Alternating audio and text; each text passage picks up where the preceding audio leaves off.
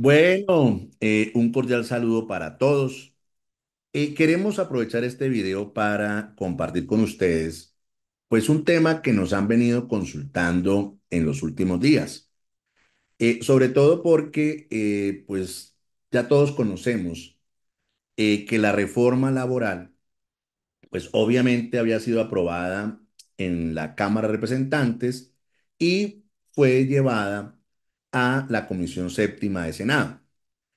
En el Senado, pues esta comisión séptima, digamos que hundió la reforma laboral y pues se presentó un recurso ante la plenaria del Senado para mirar cuál va a ser el futuro de esta reforma laboral. Y a su vez, pues la reforma a la salud ya fue aprobada en la Cámara de Representantes y pues también va a llegar a la comisión séptima de Senado. Entonces mucha gente nos pregunta, bueno, pero ¿cuál va a ser el desenlace, la reforma a la salud? ¿Irá a pasar lo mismo que pasó con la reforma laboral? Y sobre todo, pues la pregunta que nos han hecho en muchos escenarios es, venga, pero esa reforma laboral y esa reforma a la salud, ¿en qué afecta o no afecta, favorece o no favorece a los trabajadores de la salud? Entonces, obviamente, pues quisimos hacer este video con la finalidad de explicar claramente, pues, en qué consiste la reforma laboral y la reforma a la salud, independientemente de cuál sea su desenlace en el Congreso de la República. Sin embargo, para poder hacer estas explicaciones, podemos tener en cuenta cuál es el contexto actual del sector de la salud. Pues para ser francos, yo creo que no hay otro sector como el de la salud, en el cual la regla general no es que las personas estén vinculadas con contratos de trabajo, sino que todo lo contrario, la regla general es que las personas están vinculadas por contratos de prestación de servicios o por figuras de tercerización. Y a su vez, como la gran mayoría están vinculados por contratos de servicios, pues no les pagan puntual, les pagan después de 60 días, 90 días, 180 días. Inclusive hay gente que está cobrando más de un año por dineros adeudados. E inclusive como la mayoría de gente está por prestación de servicios, pues uno todavía observa contrataciones, tarifas IS 2001 menos el 20%, menos el 30%, etcétera, etcétera. Entonces, es evidente que en el sector de la salud, la gente que hace la actividad misional no tiene una vinculación laboral directa. Todo lo contrario, están vinculados por prestación de servicios en su gran mayoría y otros bajo la figura de la tercerización. Hecho ese contexto y hechas esas aclaraciones, sí, pues es evidente que analicemos cada una de las reformas y su impacto en el sector de la salud. En primer lugar, vamos a hablar de la reforma laboral, pero hay que tener claro lo siguiente. Por regla general, la reforma laboral aplica única y exclusivamente para el sector privado y para aquellos trabajadores de la salud que tengan un contrato de trabajo. ¿Eso qué quiere decir? Que estas normas que estamos hablando acá, por regla general, si tú estás vinculado por un contrato de prestación de servicios, pues es evidente que lo que vamos a ver acá no te va a aplicar porque esto solamente aplica para las personas con contrato de trabajo. Es decir, las normas que vamos a revisar son unas modificaciones al Código Sustantivo del Trabajo y por tal motivo no aplican para el sector público, sino para el sector privado, obviamente para quienes tienes contrato de trabajo. Entonces, miren, digamos que en la actualidad cualquier IPS privada podría contratar a un trabajador de la salud por medio de contrato de trabajo, o a término fijo, o a término indefinido, o por obra o labor. Eso es totalmente posible y totalmente viable con las normas actuales. ¿Qué es lo que está buscando la reforma laboral? Pues que la regla general de contratación sea el contrato a término indefinido y que solamente o en casos excepcionales haya término fijo, máximo hasta por 4 años, y si pasa ese término, pues es evidente que este contrato se convertiría en un contrato a término indefinido. Y también que de manera excepcional se haga contratos de obra para obras de verdad, para labores determinadas. Y que si no se cumple con estos parámetros, pues este tipo de contratos no se podrían considerar de hora labor, sino que se convertirían en contratos a término indefinido. Entonces, ¿qué está claro? Que en materia de forma de contratación, actualmente es posible contrato de trabajo a término fijo, por hora labor e indefinido. ¿Qué busca la reforma laboral? Darle prioridad a la contratación por medio del contrato a término indefinido.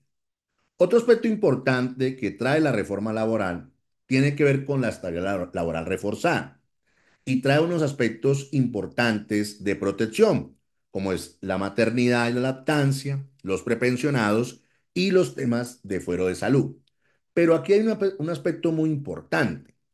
En la actualidad, en Colombia, en virtud de la jurisprudencia de la Corte Constitucional y de las otras cortes, es evidente que cualquier trabajador vinculado con una entidad privada goza de estabilidad laboral reforzada en los siguientes casos: fuero de maternidad, prepensionados, fuero de salud, fuero por acoso laboral, fuero sindical, fuero circunstancial, fuero por padre o madre cabeza de familia. Es decir, esa protección, para ser franco, no depende de la reforma laboral, porque hoy existe. Inclusive está claro que estos fueros aplican independientemente de la forma de contratación.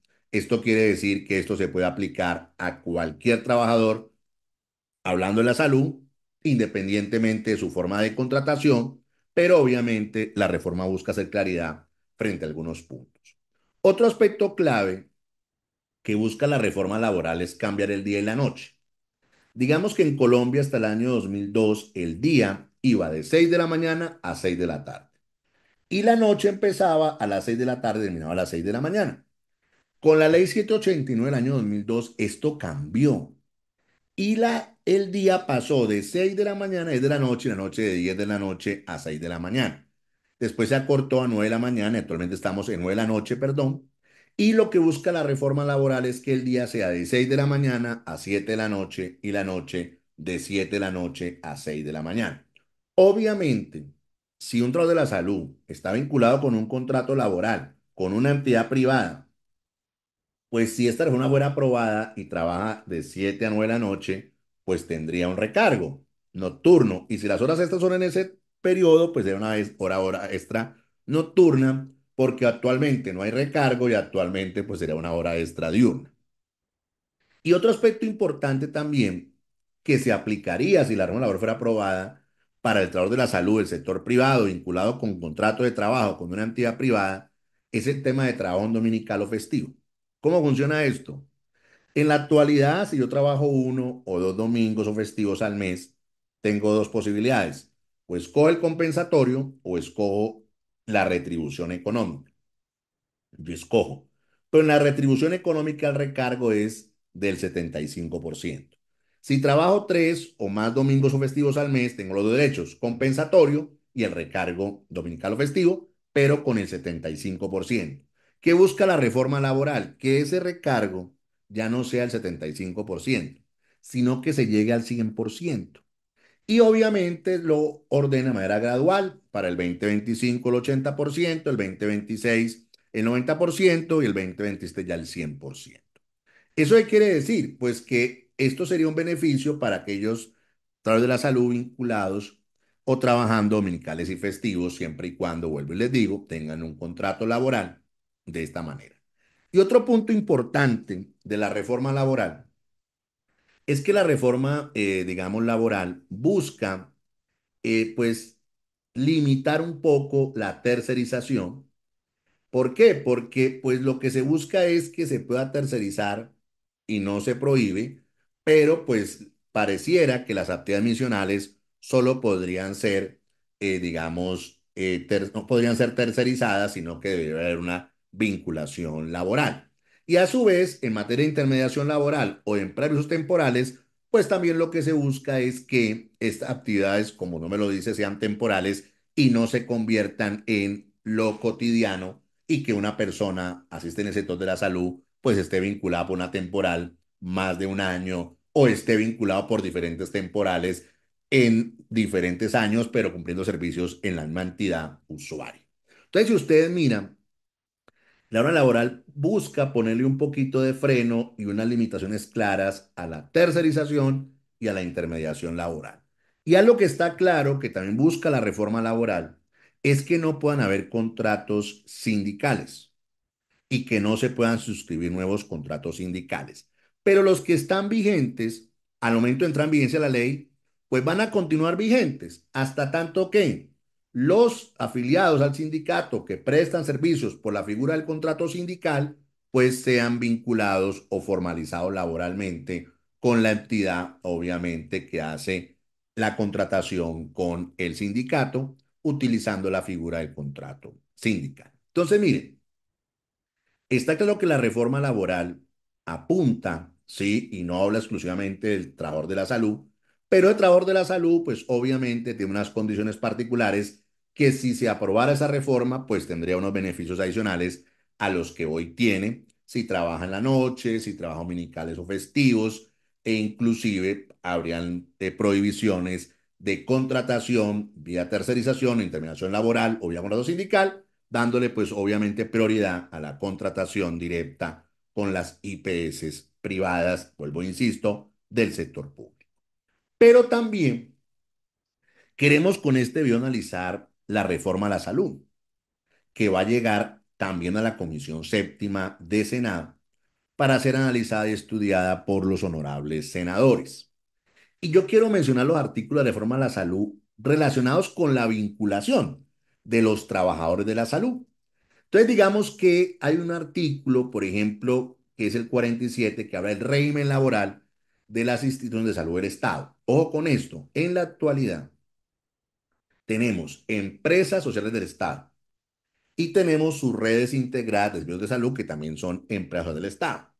Esas operadoras del Estado hoy pueden vincular a las personas como empleados públicos o como trabajadores oficiales. Si lo hacen como empleados públicos, tendrá que ser de carrera administrativa, tendrán que ser, digamos, temporales para que pueda tener esa posibilidad de vinculación laboral. Y el trabajo oficial, pues es muy sencillo, pues se le hace su contrato de trabajo.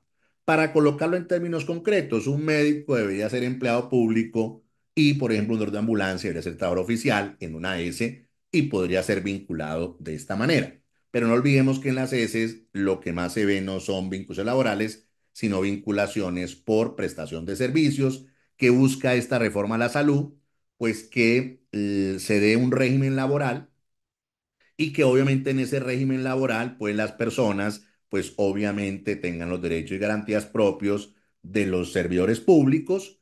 En materia de jornada laboral, pues se aplican las reglas que hoy se tienen, es decir, para empleado público 44 horas, para el trabajo oficial 48 horas, pero obviamente esto puede ser mejorado vía negociación colectiva. Y a su vez, algo también muy importante, y es que en materia de remuneración, en estas nuevas entidades que serían creadas, y eso de salud del Estado, pues es evidente que los salarios pues serían fijados de acuerdo a las normas propias de la Ley Cuarta de 1992 y obviamente en materia salarial con los límites de la Ley 617 del 2000. Eso, digamos, está más o menos claro y está más o menos establecido. Y hay un aspecto pues también muy importante y que en esto también lo preguntan mucho y es, venga, pero ¿por qué no ponen una norma precisa que prohíba la contratación por prestación de servicios en las heces? ¿O por qué una norma precisa que prohíba la contratación por prestación de servicios en estas nuevas entidades que serán creadas? Y eso de salud del Estado. Pues para ser franco, porque no es necesario. Porque es que desde 1968 está prohibida la contratación por prestación de servicios para actividades misionales, totalmente prohibido. E inclusive esa norma fue demandada ante la Corte Constitucional. La sentencia 6614 año 2009 dijo que la norma era asequible y que no se podía lo misionar por prestación de servicios. Después sale la ley 1438 del año 2011, donde dice que todo se podía tercerizar en una S. Y la Corte dijo que esa no era la interpretación y que la norma era asequible condicionado, invitando a que en el sector público fuera, hubiera vinculación laboral en las S y que solamente, excepcionalmente, hubiera contratos de servicios para temas de personal especializado cuando no se podría cubrir con el personal de planta. Entonces, para ser francos, esa prohibición pues no es necesaria, porque hoy la tenemos. Pero también la reforma de la salud habla de darle facultades al presidente de la República para que en un término de 6 meses, posteriores a la entrada en vigencia de la ley, pues saque un régimen especial para el trabajador de la salud. Obviamente un régimen especial que deberá ser construido con los trabajadores sindicalizados y no sindicalizados, donde se deben tener en cuenta aspectos muy importantes como es el ascenso, la movilidad propia de la carrera administrativa, prestaciones sociales, prestaciones económicas, jornadas laborales y justas para poner límites, digamos, a la carga laboral, reconocimiento de horas extras, incentivos para zonas de difícil acceso, programas para proteger la seguridad en el trabajo, sobre todo por todos los temas que dan agotamiento físico, emocional, equidad de género, no discriminación, pero sobre todo indicando que este nuevo régimen pues no podrá desconocer derechos adquiridos que ya tengan los trabajadores, sobre todo los que ya vienen vinculados con las empresas sociales del Estado. Pero también la reforma a la salud plantea cómo debería ser la contratación en las instituciones privadas o mixtas. ¿Cuáles son las mixtas? Pues donde el Estado tiene un capital inferior al 90% y se dice que en estas entidades la contratación debe ser la propia del Código Sustantivo del Trabajo, es decir, pagar una vinculación laboral con salarios, prestaciones, vacaciones, seguridad social, etcétera, etcétera, y obviamente creando estímulos para situaciones de difícil acceso o zonas geográficas muy complejas, pero también protegiendo todo lo relacionado con la seguridad y salud en el trabajo. Y algo también importante para, obviamente, finalizar con el tema de vinculación o formas de vinculación de la reforma a la salud, pues debemos tener en cuenta lo manifestado para los médicos o trabajadores especialistas. Digamos que, ¿qué nos plantea la reforma a la salud? Que cuando hay necesidades del servicio, cuando no haya oferta suficiente de ciertas especialidades médico-quirúrgicas, pues una opción es la vinculación laboral, pero otra opción también es mirar las diferentes opciones que hay para la contratación. Y una de ellas, pues también es la contratación por prestación de servicios. Es decir, por regla general habría contratación laboral, pero solamente en casos excepcionales como los aquí planteados, podría haber contratación, obviamente, por prestación de servicios y obviamente darse de esa manera. Y algo también que es muy importante y que yo creo que es clave en todo esto es que así sean médicos especialistas contratados por diferentes formas, pues es muy importante el pago oportuno, justo y digno. Y si no se hace estos pagos oportunos, justos y dignos, pues el estando facultad de la Supersalud para que investigue y sancione a las entidades que no cumplen con esto. Y algo también muy importante y es que los médicos especialistas, así no tengan vinculación laboral con las entidades, deben participar de todas las actividades de capacitación, perdón, y educación continua de las entidades. Entonces, miren, ¿qué está claro? Que pues en este momento hay mucha incertidumbre en el sector de la salud, de qué va a pasar con la reforma laboral y con la reforma a la salud. ¿Qué es lo que está claro y que es necesario? Un vuelco grande en la forma de contratación en el sector de la salud. Porque no puede ser posible que la regla general sea la contratación por prestación de servicios, donde el único derecho son honorarios, y la forma excepcional sea la vinculación laboral. Es decir, esto debe hacerse cambios, deben hacerse ajustes, inclusive con las normas vigentes, todas esas situaciones planteadas, estos riesgos son posibles y una invitación final a que las entidades de control también vigilen y supervisen las entidades privadas y entidades públicas que no cumplen con la normatividad actual y que generan precarización para todos los trabajadores de la salud. Un fuerte abrazo para todos. Gracias por suscribirse a nuestro canal. Gracias por darnos tantas recomendaciones para nuestros videos y un fuerte abrazo para todos.